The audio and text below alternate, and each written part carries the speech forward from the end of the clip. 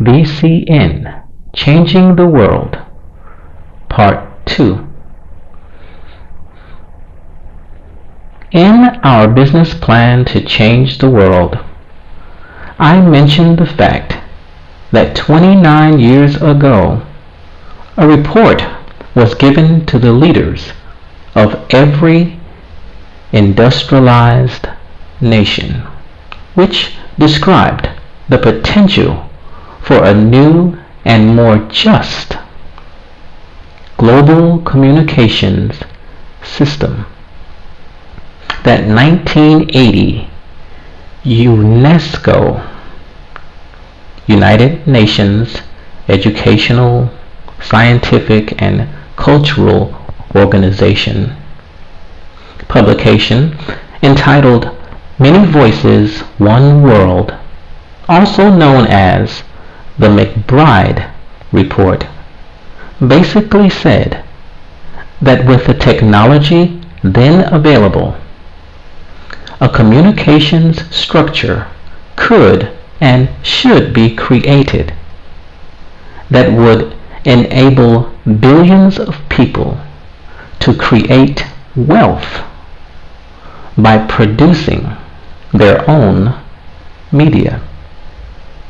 This good news for people all around the world was unfortunately met with opposition by representatives of the United States and Great Britain. To protest the McBride Report's findings, these two influential nations eventually withdrew support from UNESCO, and its recommendations were never carried out. Nearly 30 years later, despite advances in technology which, as we will demonstrate, have made establishing a more just and efficient global communications network easier, no such system of empowerment has been created. In its place, we see a near global obsession with top or trickle down economic policies, whereby government leaders cater to big business but fail to empower their people, rather than the establishment of a more just communications system as prescribed by the McBride Report. There has been an increase in the concentration and control of media by a few powerful corporations. This trend is continued even on the internet, the communications platform that many predicted would help correct many of our world's inequalities. In recent years, social networks have become popular by allowing their members to produce media for free, or in other words, without pay, compensation. These web businesses then make money by either selling access to their members to advertisers, or by selling their networks to powerful corporations who will do the same. The Visual Media Movement, described in our business plan to change the world, introduces an alternative. Our movement is not, as the communications system described in the McBride Report, an attempt to establish some new world information or order.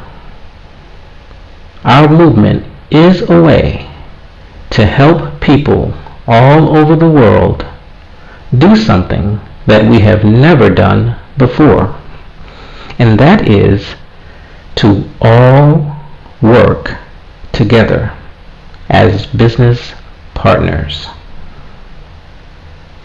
Our movement's aim is to economically and educationally empower people everywhere. We intend to accomplish this by showing people of every community how they can not only produce but also own and distribute visual media. This, we feel, is just, because visual media originates in the mind of individuals and, as such, is their rightful intellectual property. The following is a brief summary of ways in which our movement will benefit several communities. Currently, there is no system in place to adequately compensate poets for the amazing pictures they paint with words, since the canvas for their artistry are the minds of those who listen to or read their words. Our movement can help.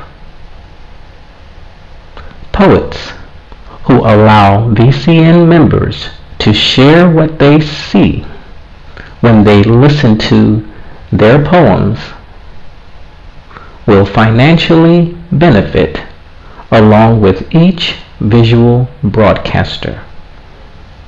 They will also have the satisfaction of knowing that their art is practically helping people all around the world.